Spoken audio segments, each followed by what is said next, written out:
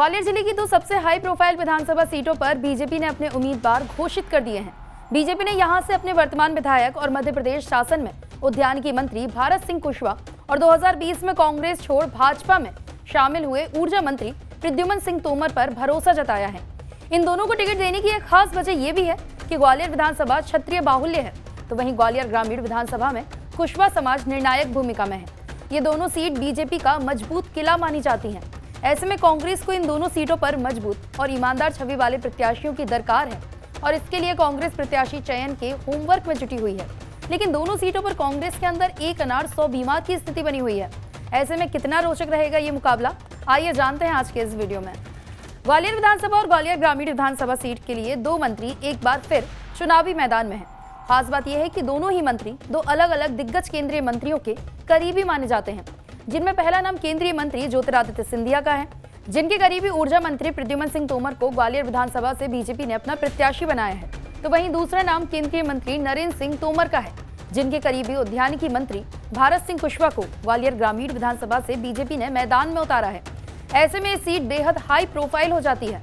जैसे ही दोनों मंत्रियों को बीजेपी ने प्रत्याशी बनाया, वैसे ही उन्होंने पार्टी और जनता पर भरोसा जताते हुए अपनी जीत का दम भी भरना शुरू कर दिया है। दोनों ही मंत्री बेहद आत्मविश्वास और उत्साह से भरे नजर आ रहे हैं और लगातार कार्यकर्ता और जनता से मुलाकात कर रहे हैं। तो वहीं भाजपा की जीत का दावा भी कर रहे हैं। चुनावी मैदान में कांग्रेस के प्रत्याशी से चुनौती मिलने के सवाल पर मंत्री भारत सिंह कुशवाहा का कहना है कि उन्होंने दिल से जनता की सेवा की है, इसलिए कांग्रेस हमारे लिए कोई चुनौती नहीं है। तो वहीं ऊर्जा मंत्री प्रद्युम्न सिंह तोमर ने कहा कि कांग्रेस के अंदर कोई आत्मविश्वास, अनुशासन और टीम भावना नहीं है। यही कारण है कि कांग्रेस अपने प्रत्याशियों को अभी तक मैदान में नहीं उतार पाई है। ये टिकट कार्यकर्ता और जनता का टिकट है। मैं जनता को बधाई देना चाहूँगा, कार्यकर्ताओं को भी बधाई देना चाहूँगा और नेतृत्व का दिल से आभार व्यक्त करना चाहूँगा कि मेरे जैसे कार्यकर्ता पे तीसरी बार विश्वास भरोसा किया है। तो निश्चित रूप से हम कार्यकर्ता सब मिलके जनता का आशीर्वाद प्राप्त करेंगे और भारतीय जनता पार्टी का कमल खिलाएंगे। इस बार के भाई चुनाव में कांग्रेस के प्रत्याशी या अन्य दलों के प्रत्याशी कितनी चुनौती रहेंगे? हालांकि कांग्रेस ने भी लिस्ट जारी नहीं की है। हमने दिल से सेवा की है, इसलिए हमारे लिए कोई दल चुनौती नहीं है। हमें जनता पर पूर्ण विश्वास है, भरोसा है। 2023 में सेवा और विकास, ये जनता 2020 से ज़्यादा वोटों से चुनाव जीतेगी। कांग्रेस प्रत्याशी कितनी चुनौती मिलेगी? अभी तो कांग्रेस ने भी जारी नहीं की है। कांग्रेस के अंदर आत्मविश्वास नहीं है, कोई उनके अंदर अनुशासन नहीं है, टीम भावना नहीं है, जिसके कारण कांग्रेस अपने प्रत्याशियों को उतार ही नहीं पा रही मैदान। अब एक नजर डालते हैं इन दोनों मंत्रियों के प्रोफाइल पर। तो सबसे पहले उद्यानिकी मंत्री भारत सिंह कुशवाहा की बात करेंगे, जिन्हें बीजेपी ने ग्वालियर ग्रामीण विधानसभा से अपना प्रत्याशी बनाया है। वर्तमान में शिवराज कैबिनेट में उद्यानिकी मंत्री भारत सिंह कुशवाहा तीसरी बार बीजेपी के टिकट पर चुनाव लड़ेंगे। 2008 के परिसीमन के बाद ग्वालियर ग्रामीण विधानसभा अस्तित्व में आई थी। इस सीट से 2013 और 2018 से 2 बार विधायक चुने गए हैं। 2018 विधानसभा चुनाव में भारत सिंह कुशवाहा ने कांग्रेस से बागी होकर बीएसपी से चुनाव लड़े साहब सिंह गुर्जर को 1517 वोट के मामूली अंतर से हराया था। ग्रामीण विधानसभा क्षेत्र में हमेशा से त्रिकोणीय मुकाबला होता आया है। बीजेपी और कांग्रेस के अलावा बहुजन समाज पार्टी भी यहां कड़ी टक्कर देती है। दूसरी तरफ ग्वालियर विधानसभा सीट से मध्य प्रदेश सरकार के ऊर्जा मंत्री प्रद्युम्न सिंह तोमर को भाजपा ने प्रत्याशी बनाया है। भाजपा के टिकट पर दूसरी बार चुनाव लड़ेंगे। पूर्व में 3 बार कांग्रेस के टिकट पर ग्वालियर विधानसभा से चुनाव लड़ चुके हैं। सिंधिया के साथ भाजपा में आने के बाद से बीजेपी से दूसरी बार टिकट दिया गया है।